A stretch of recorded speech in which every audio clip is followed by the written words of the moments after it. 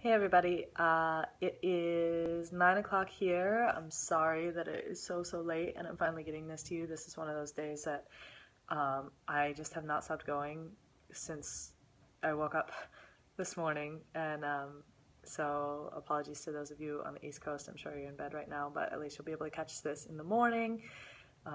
My ladies in Europe, you should be waking up in the next couple hours, so good morning to you and happy Tuesday. This is this week's Monday Mindset video, and I wanted to cover belief. And I think this is a really timely topic as we're going into the end of the month. Tomorrow's the end of the month. We're starting June on Wednesday, and it's, there are so many ways where belief or lack thereof interferes with our business. And so, when I spoke to you yesterday, I said I was going through my notes from the Most Powerful Women Conference. And one of the things they told us to do was for each speaker to highlight the thing that meant the most to us. And so I have what I highlighted from the very first speaker, and that was Eric Worre himself.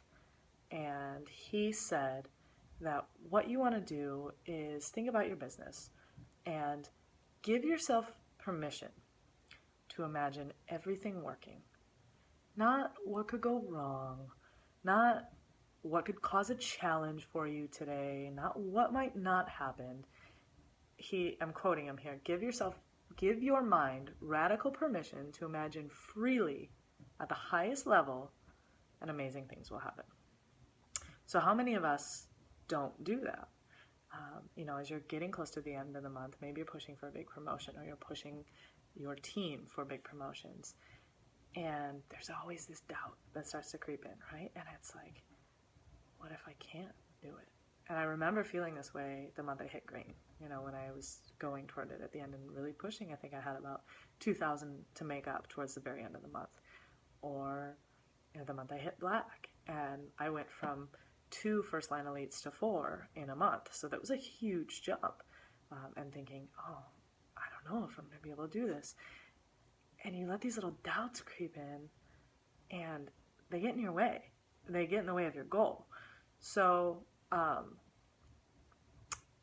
you may or may not know, I grew up on a horse ranch, and my stepdad is a very reputable Arabian horse trainer. And he has over 200 national championships in his career. It's just very impressive. And as he got into retirement-ish, he'll never really retire, he went into dressage, which is something completely different from anything he had ever done, but he wanted a new challenge. And so it's this crazy thing, because he went from an area of showing horses where he was like the top guy, in our business, like the Black Status One, the Bree Richardson, the Sherry Brown, to this new area where no one really knew who he was. He was learning everything all over again. He was essentially that white status presenter who was starting all over again, and he's built his way up again. So they were out in Pasadena this weekend, my parents, for a horse show, and I went up and I watched them show. And he goes into the ring, and the person that he's showing against is someone he's trained a little bit with, and she is an Olympic level rider. She's competed at the Olympics multiple times. Very impressive, well known everywhere. And he says, I'm going to beat her.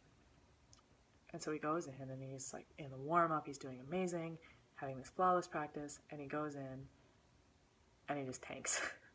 It was not a good ride at all. He got a very low score. Really pretty disappointing, right? And so he comes out, and there's no poor me. There's no, oh, what did I do wrong? There's no, oh, that was so stupid, he's not beating himself up. Nothing. None of that.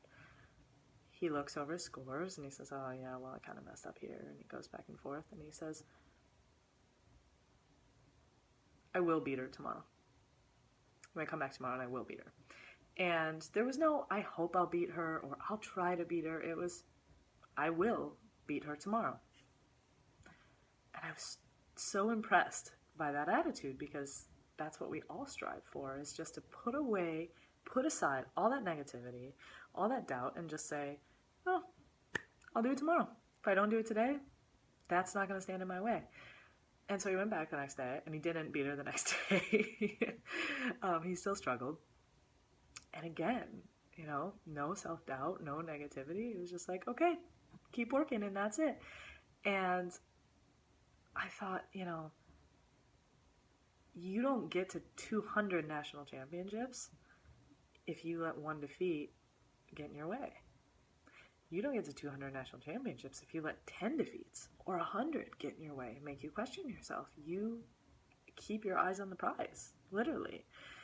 So, I started to think about that in the context of these end of the month goals, these people going for promotion and looking at these numbers and thinking, how can I do this?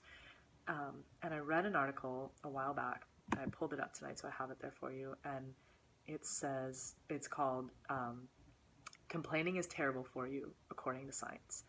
And what they talk about is how our synapses that fire together will wire together. And so if you have a negative experience with this business and you think, oh, I had a bad day at sales, I'm not good at selling, those synapses fire at the same time, right? So the next time you have a sales experience, you're going to have the same thought that creeps in. Well, it's because I'm not any good at selling. And so every time that electrical charge is triggered, those synapses grow closer and closer together to decrease the distance that they have to travel. And so eventually your brain actually rewires itself to think negatively. And when you think about sales, you think, ooh, I don't like this because I'm not good at it. Or you have some other negative thought. And that negativity bleeds over into everything. It's going to affect the way you talk to your customers. It's going to affect the way you talk to your team, the way you talk to your potentials. And even if you are that person who thinks, oh, well, I go and complain to this small group of people, but when I'm with my team, I'm all sunshine and rainbows. No, it will bleed over.